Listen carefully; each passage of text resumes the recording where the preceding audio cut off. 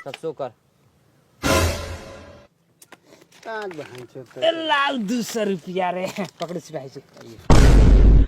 ए महाराज ई का हो गल कब 150 उठा लेनी, लेकिन रउआ तो मने बढ़ल जाता 200 उठा लेबै तानी। ए ज्यादा बतुआएगा, एगो तो गैर कानूनी काम कर रहा है, ऊपर से फाजिल बोल रहा है। खेल आगे 500 उठाएंगे। 500 उठाम तो हाथ ना तोड़ देम। ऐसा हम कहता नहीं ना कहता नहीं, काहे के पुलिस बानी, हिसाब से उठाओ महाराज। ए ज्यादा फाजिल बतियाएगा, हिसाब से कभी तो कमे उठा रहे हैं। पुलिस प्रोटेक्शन में ताश खेल रहे हो, वो कम है का? तो हमने के ना चाहे पुलिस प्रोटेक्शन। भाई जी इसको उठाइए तो मरिए गांड पर 2 डंडा।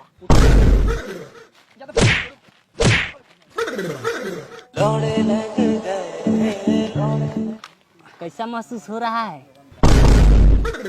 सर ये तो आप सरासर गुंडागर्दी कर रहे हैं। एगो तो पैसा ले रहे हैं और ऊपर से डंडो चला रहे हैं। ये कहाँ से जायज है? अरे साला लवांडा, तू सर के जायज नाजायज सिखाएगा? डंडा खड़ा करा के इसी पे बैठा देंगे। ताश बाट रे ना तो दरोगा साहब खिसी आ जाए तो तसवो ना खेले दीहन। 500 रुपया दे, जितबो तुम तोरा के 600 रुपया देबो। 100 रुपया लगा के दे। शाम खानी हमरा कैसे चाहे लोग ना करे कि साफ एकदम हर बार आ जाले से। 100 गो बा, चल हमरो 100 गो रहल। 100 गो हमर 100 गो बा, ले हमरो 100 गो। चल 100 गो। चल हमरो 100 गो। बाइक बानी, चल 200। आओ 200। चल 100। चल 200। हाइले पूरा। चल शो कर। चलो बाबू लोगन घरे जा, पैसा खत्म खेला खत्म।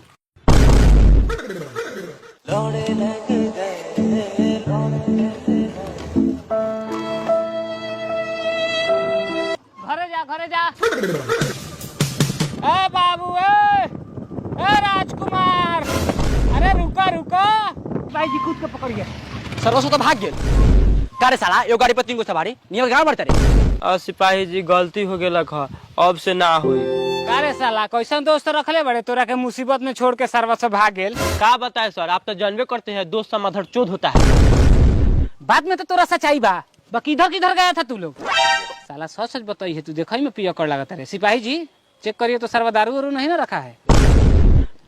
छोड़ी ना सिपाही जी, दरोगा जी हम सही बतावा तनी। आज गर्लफ्रेंड के बर्थडे बा तो गिफ्ट लगे रहनी है मेडिकल पर। मेडिकल पर गिफ्ट दिखाओ तो।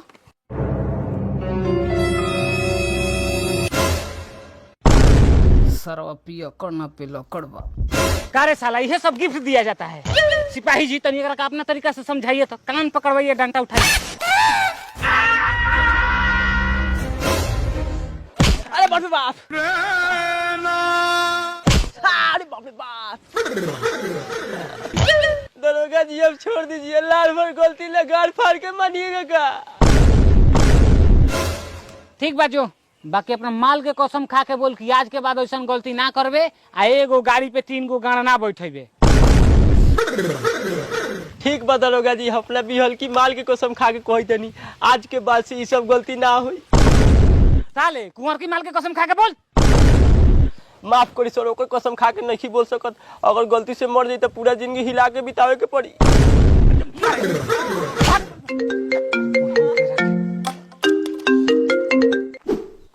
हेलो दरोगा जी, हम गोपाल नगर से बेचन भुलैतानी।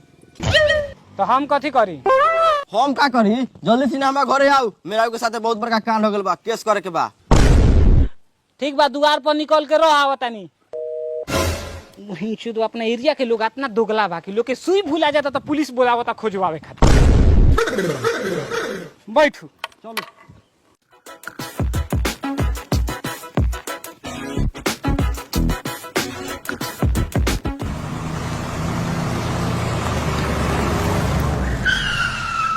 सिपाही जी निकालिए कॉपी या लिखिए रिपोर्ट। कथी हुआ है जी? रे बताओ दरोगा जी से। दरोगा जी का जाने कौन चोर नतियन मराती के चोली चुरा ले बा। चौकत कथी बनी पता लगाई, कौन नतिया लोगन के धन दौलत छोड़ के मेरा के चोली चुरा फिरता। सिपाही जी मामला तो गंभीर लागता। अच्छा बताइए, आप रात में कहाँ सोई थी? घर में सुता रहे अपना भतार जोरे कोरा में चपक। अच्छा, जब आप सोई थी तो जो सामानवा आपका चोरी हुआ है वो पहिरले सोई थी या खोल के सोई थी? कथी छी नहीं बतिया दरोगा जी, जब आपकी मेहर आपके साथ रतिया में सोती है तब पहले सोती है। ए देखिए, जहाँ तहाँ हुआ बात मत ले जाइए। घटना आपके साथ घटा है जो पूछ रहे हैं, साफ साफ बताइए। गर माता रही सर खोल के सिरहानी धो के तो सुतर है। अच्छा, कौन कौन रहता है आपके घर में? 3 गोरा तो रही ले, एगो हम है, ये हमारा भतार हेयर जी देवर जी। देवर जी, ओहो। कारे देवरा साला, सच बताइए कि ले चली थाना? काहे ऐसे बोला था दरोगा जी? हम कौना एंगल से रउआ के चोली चोर लागत तानी? साला तू देखो ही में चोर चुहार जस लागत रे। सिपाही जी पकड़ू, सरवा के ले चलू थाना। जब गांड पर डांटा बाजी तो सारा सच उगले लागी। बताओ साला, बताओ। तो आपका प्रॉब्लम ही है कि आपकी ये मेहरारू आपको नहीं देती है। सिपाही जी हम कह दिली एकदम नहीं खिलेले तो नहीं खिलेले, गरीब जान के हमरा के सतावल जाता।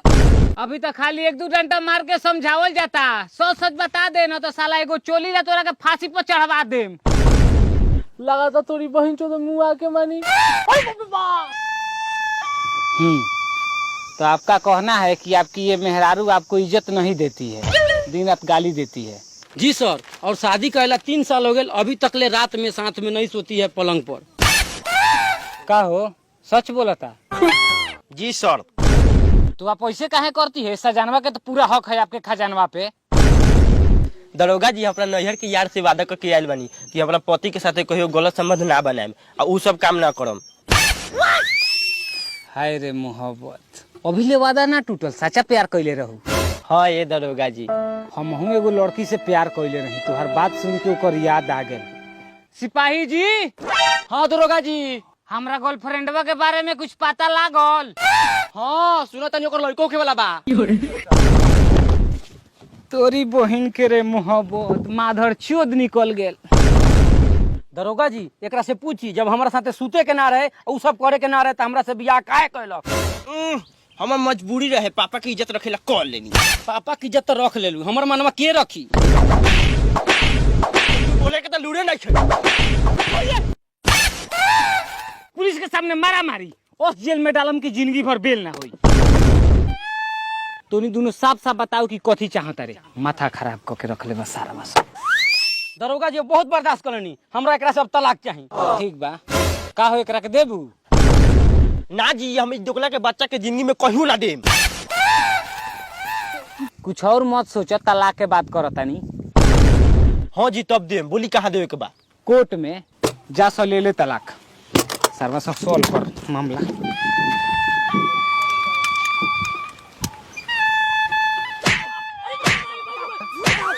का सिपाही जी, सरवा भी ले ना बतैलो ना। कारे साला, सच बतेबे कि गोली मार दी? बताओ तनी दरोगा जी, बताओ तनी अपना भौजी के चोली चोरा के माल के दे देनी। साले अगर 24 घंटा के अंदर चोली वापस ना कैलो तो दौड़ा के गांड में गोली मार दी। सिपाही जी खोल दीजिए। एकरी बहिन के राके चोली चोर अपराधी।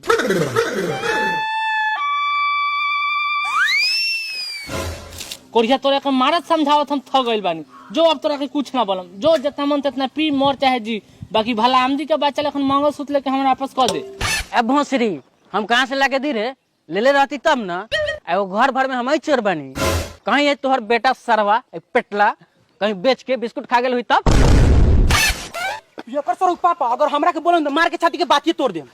बबुआ रे ऐसे ना मानी, फोन लगाओ पुलिस के बुलाओ। रे भोसरी पगला गेल बड़ी रे, आज मतारी बेटा तोहर गाड़ के गर्मी निकाल के मानो।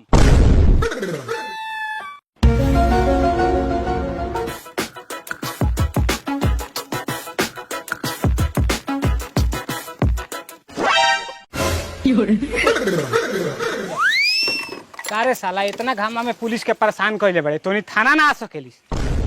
पहले ही बताओ तो कौन सा फोन केले रहला? जी दरोगा जी हम ही कर ले रही, माई करवले रलख। हमनी पास थोड़ा भी टाइम नहीं है, जल्दी बताओ मामला का बा। मामला ये बा कि माई के मंगलसूत्र बेच के पापा दारू पी गेल बारी।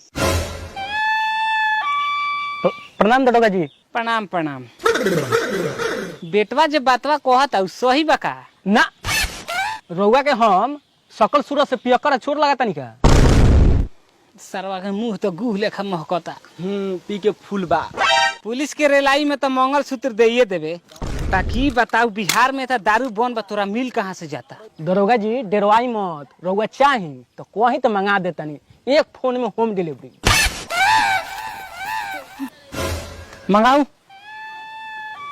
सरवा यही भी भागे पकड़ाई। हेलो सुबोध, एगो चाही ले ले आओ दूरे पर। ये आखिरी बोतल बा, मंगलसूत्र के पूरा पैसा सध जाई। ठीक बा ठीक बा। हाँ हाँ हाँ हाँ।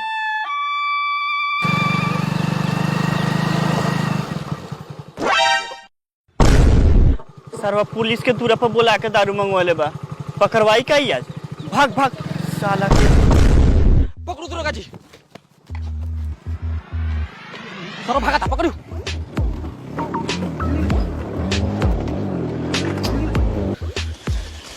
इस सरवा पुलिस वाला पिएला मंगलक है कि ओकरा के पकड़ेला। ठीक तब आप पकड़ा जाए तो तबे तो तोहर गहना गुड़िया बेचल छूटी। Run.